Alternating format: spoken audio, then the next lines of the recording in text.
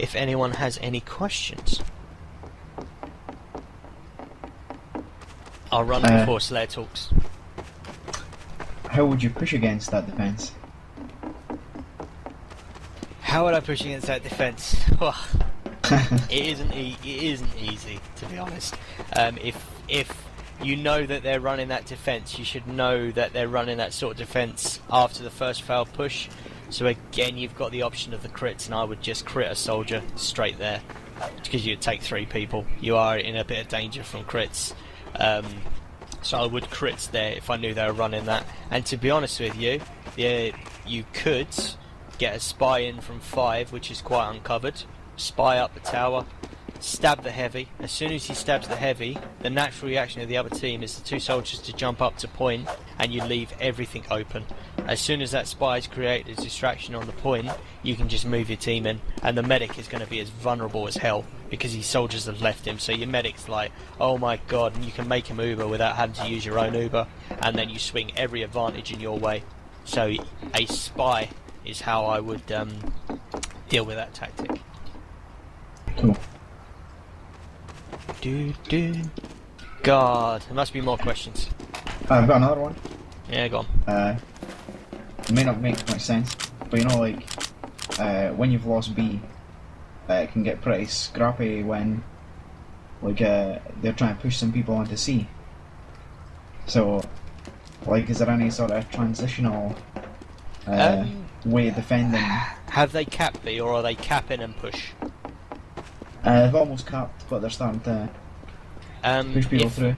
If they push people through, they're pushing as half a team, and you just kind of need to use your demo man to just literally whack them.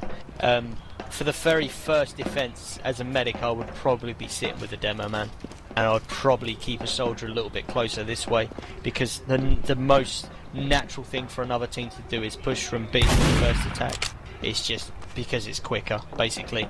Everyone's panicking about time, so it's going to be from here. So I would keep a soldier sort of spamming into here, and I'd keep my demo man basically sticky and probably there, and just pipe spam into that. And again, you've got the heavy up there, hopefully, or if you're running a pyro, it needs be. And as a medic, you can sort of sit back here and heal people, run back up to your heavy. So, yeah, it can get a bit frantic, but remember, you should have a numbers advantage if you haven't overcommitted to trying to hold B. You should have a 6v4 if they're leaving 2 scouts. A 6v4 potentially you should. You could even whack the heavy into them, to be honest. There's nothing to stop you. Just pushing the heavy up to here, jump around the corner and raping the crap out of them, so long as it's not sticked, of course. Cool. Go on, more questions.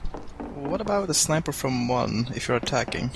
Could that maybe take out the medic if you Uber in from 4?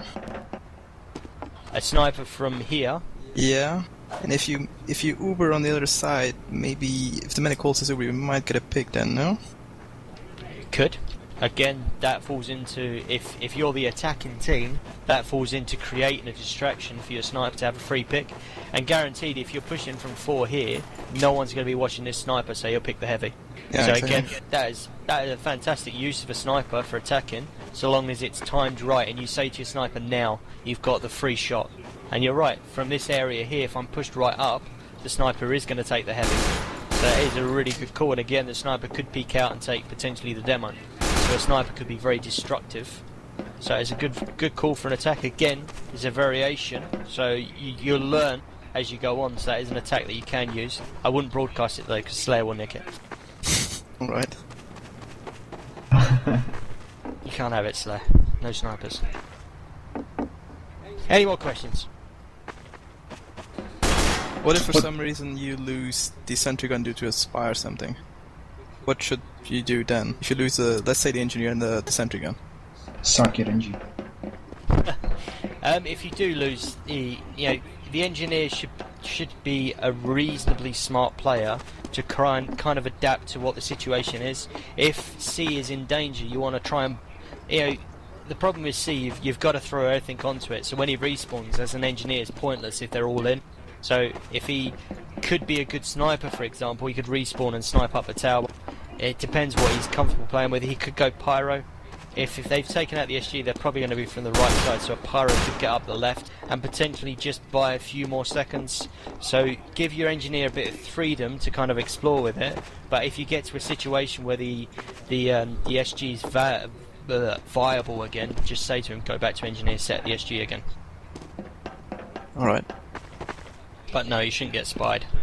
Again, it is quite dangerous from a spy, but as an engineer, I would have like my SG here, and I would kind of just be in front of it, back to the wall, because the spy by right shouldn't really get through here without being spotted, and I would just kind of be watching down here and listening as much as possible. You should hear a cloak, ideally. You know, he might cloak here, but even if he cloaks here, you should be able to hear him cloak, and you should be aware of a spy then. And the heavy, because the heavy's got a dispenser up there, the heavy can spam his ammo like there's no tomorrow. And if the engineer says, I think there's a spy, just spam the hell out of the area. And if you spot him, you kill him. Don't you always need to pyro to spot spies. Alright, good tactic. Say your NG's the first to die on B, and your scout's the last to die. Which, like, is the putting a heavy up on C or an engineer far right the priority? Like, which one first? Ideally, you want your SG up first, because the SG, although on the very first attack the SG is not as valid as it is later on. With the first attack, the SG here is not great because they're pushing from over there. But then again, the SG may potentially pick up people jumping, may just catch them as they're jumping. I would probably favour a heavy first because he's slower. It's going to be slower to get a heavy up to here, so ideally I'd want my heavy before the SG, especially for the first push, because you're going to want as much as possible just to repel that first push. So potentially it's going to be a point, if the engineer's died, you may ask him to go heavy, or just, you know, feel free to mix it up. Say, oh, I've died first on B, the engineer's dead, he goes puts his dispenser, but say a soldier dies and you might say, right, I've died, I've picked up heavy for the time being, we'll swap it out in a minute. You know, there's nothing to stop you swapping classes around. It doesn't have to be a scout that goes heavy, a soldier can go heavy. And you can still keep a scout for the time being, for the very first attack. For the first attack, you're not going to be as set as the second attack, for example.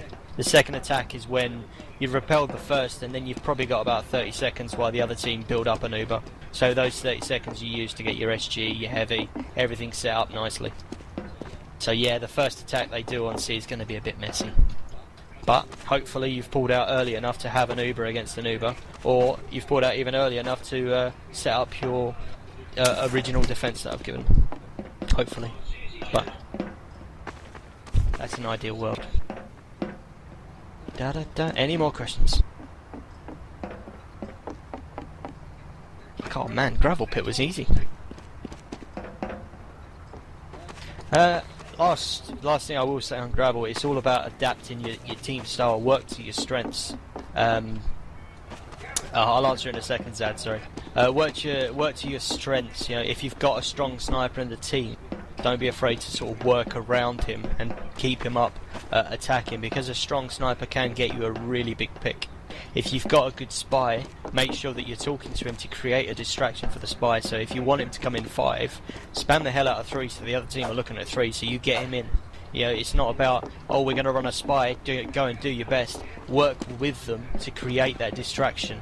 I mean, as Crazy said, that sniper from here is a bloody lovely tactic, because the distraction's already going on with your team. That sniper can casually walk in, pop the heavy, potentially pop one more person, and that swings the whole C for you, just for that one distraction. So just think about how to adapt the team's strengths and utilities, as well as normal classes. 1 second. I have a question from someone. A question: how do I feel about a heavy on offense to C? A heavy's, again, a heavy attacking is really good, but the only thing is his mobility, and he's such a target, and get him up to the tower to do enough is quite hard. If you've got him to 450 health and he comes from here, if you've created a distraction, he can start to get up. But because of all these slim corridors, he's going to get spammed to hell, and he's slow to get up here. when he does get up here, if he's got enough help, fantastic. But I would much rather run a pyro, which can run up the same speed as a medic, get him up here really quickly, and the distraction doesn't have to be doesn't have to be as long. Whereas with a heavy, potentially you want to distract for far too long. Again, it is a valid tactic, and if it's something your team can make work, there's no right or wrong pushing tactic for gravel. I've just given bog standard tactics, but you know, I'm sure everyone could come up with a good tactic, and you try it in PCWs. You know, don't be afraid to lose a PCW on Gravelpit because you tried something that didn't work. Just think, if you tried an attacking tactic that works and it actually wins you your official on gravel, it was worth losing PCWs to get to that tactic. And use PCWs in all maps. You know, practice different things, practice pushing, practice whatever you need to practice as a team. When I do get this article written on how to improve a team, part of that is dedicate nights to certain aspects and weaknesses of the team to find ways to develop it. A common one is the Uber usage. Most medics potentially use the Uber a bit early, so have a night where the medic doesn't pop Uber for anything but a push. So if a scout comes onto him, he'll drop the Uber before he pops it.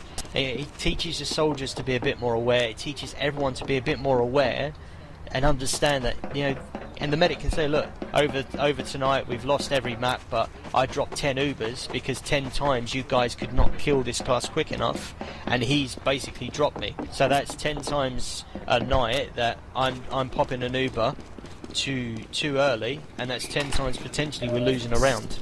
You know, small things do change rounds in this game. I've got another question. Bum, bum.